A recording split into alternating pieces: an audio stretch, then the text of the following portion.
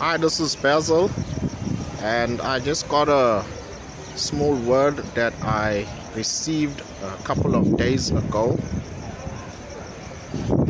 I sense that we have come through the first wind of God, and I believe the Lord has shown us what is lying behind or underneath us, and that happened or took place when we saw all of the looting going on in South Africa. Now, this is a clear picture of the mindset that we have here in our nation and the level of leadership that we also have in South Africa. So I believe there is a second wind of God coming, and God is still going to reveal more things to us here in our nation. So I believe we have to be praying for the people, especially for our leaders. You know, we support certain people, not realizing that we are actually crippling ourselves and crippling our nation, and we are causing ourselves to become stagnant as a nation as well.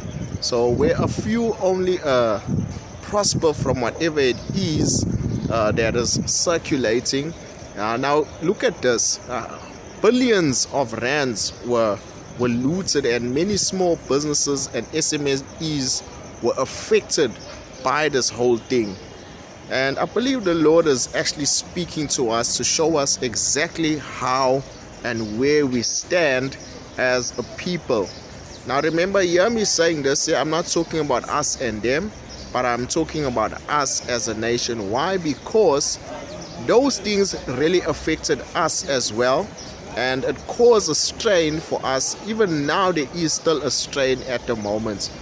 I'm gonna read a short piece of an email that I received from the South African Revenue Services, just to show you that what is currently happening and currently taking place is going to require a lot of work, and is going to require the hand of God to pull us out of this.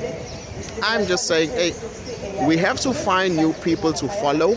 We have to find new people to support. Why? Because we cannot be supporting leaders who can be doing things like this. And I'm not only speaking in particular about the leader that was surrounded by the looting and everything, but we are talking about leaders in general. There are a lot of things going on in South Africa that is causing us to experience a lot of negative cycles in our nation.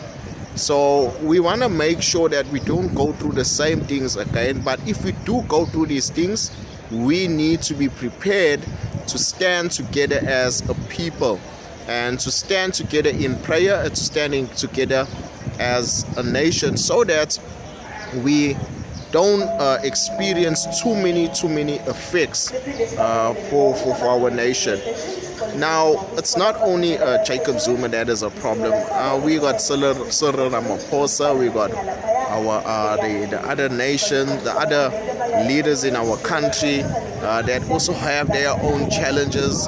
They are infighting amongst each other, and there are many things that we see going on amongst these leaders that are leading us, and not only in the political arena, but we also have these challenges amongst our brethren in the church. So the church leaders also have to rise up. We're not talking about PR campaigns. We are talking about true measures taken so that things may be rectified, things may be sorted out in South Africa. Now, I hope that many of us will take this word not lightly, but take it seriously, because there have been many things spoken prior to the looting taking place that could have prevented it. So we don't want to be left as a nation, as countries like Zimbabwe and other countries where we end up with a civil war, or we end up with so much looting taking place and land grabs taking place that we have nothing left, and many of us have to leave the country to go into other countries to go and find greener pastures. Why? Because we find people are here, and I'm not saying that they must go home, If they are able to live here and we can look after them, let's try our best to make them feel safe in our country. But that is not the ideal for many of them, because you will find that many of them would have loved to be at home, but they cannot be at home because of the turmoil that is taking place, or the challenges that are taking place in their nation.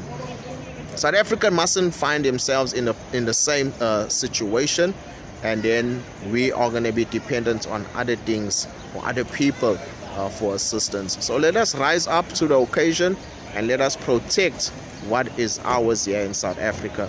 So in the next clip, you can just hear me reading something from SARS, and I hope you keep checking up on my social media or on my YouTube channel, where you can get videos of this kind. Thank you. Goodbye.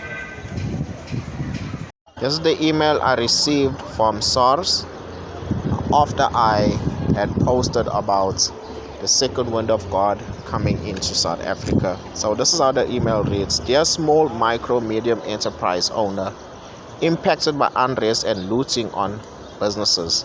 Our country is still coming to terms with the effects of the recent unrest and spate of business lootings in Gauteng and KwaZulu-Natal. The insurgents has threatened job security, economic growth, service delivery for individuals and businesses. We have a demanding task to protect livelihoods while rebuilding what has been lost through the protest. As the South African Revenue Service, we acknowledge some businesses will take longer to recover, and some may possibly have challenges to honor their tax obligations due to missing documents, financial constraints, and limited resources.